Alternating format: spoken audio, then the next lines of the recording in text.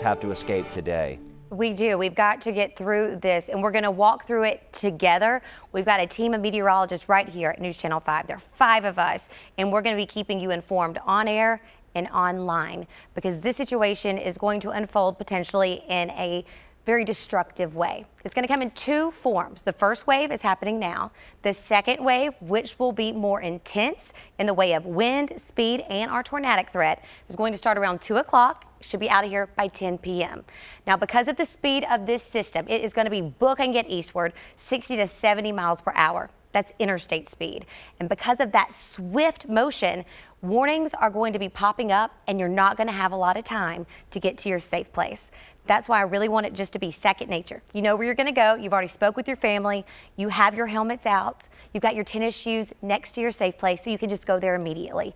I'm not saying that to frighten you. I do not want to put fear in you, but I do want to give you confidence that you know what to do. We've been there, we've done that. We can get through this together. Just please heed the warning. Our system right now is down to our south and west. We are already dealing with wave number 1. You'll notice the Power 5 radars picking up on a lot of lightning near Memphis. And yeah, we're gonna have some lightning this morning, but our main impact will be this heavy and steady rain moving its way through. A lot of times we automatically think, okay, that's gonna stabilize the atmosphere. In a lot of cases, it would. In this case, it's not going to do too much of that for us, but it's going to saturate our ground. And then we've got our next wave of showers and storms moving in. We're going to add to that total, and we're looking 2 to 4 inches in the way of rainfall when it comes to today. That's our flood potential. So here's a look at the model run. Please do not take this as the gospel, but it is a really great indication. We are going to see widespread rain showers as we go throughout the first wave. At this time, I cannot rule out a potential severe storm this morning. Also, there is a slight hail threat with it, but our main concern with the first portion of the system will be all of that rain. As we head around lunchtime, it's out of here. We're going to have a lull.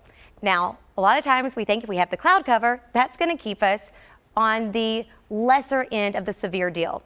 Typically speaking, that would help. We know sunshine is a fuel, but because we are so unstable, it doesn't matter if we have clouds or we have sunshine. We're still looking at the severe potential. And the reason being is the speed of the system, like we discussed, as well as the characteristics. And that one thing being that they're going to be individualized cells. If we can get them to cluster, that would really help us out.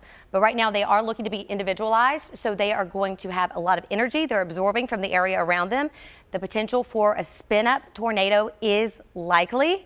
And we are also dealing with the threat for more flooding and damaging winds. Our threat level has increased. Of course, we do have that flash flood watch in place already. It will be with us until 1 o'clock tomorrow morning. You'll notice we do have a 5 out of 5 threat, which is the highest now along the Alabama state line. Our 4 out of 5 threat has increased across Middle Tennessee. We will also be dealing with the threat for damaging winds. That advisory will start this afternoon. Main concern, the damaging winds and the tornadic threat as well as the flooding. I know that's a lot to take in a very short time span, but we're going to walk through this together, get through today, sunshine tomorrow. We'll see some rain chances moving in going into the weekend. Amy? All right.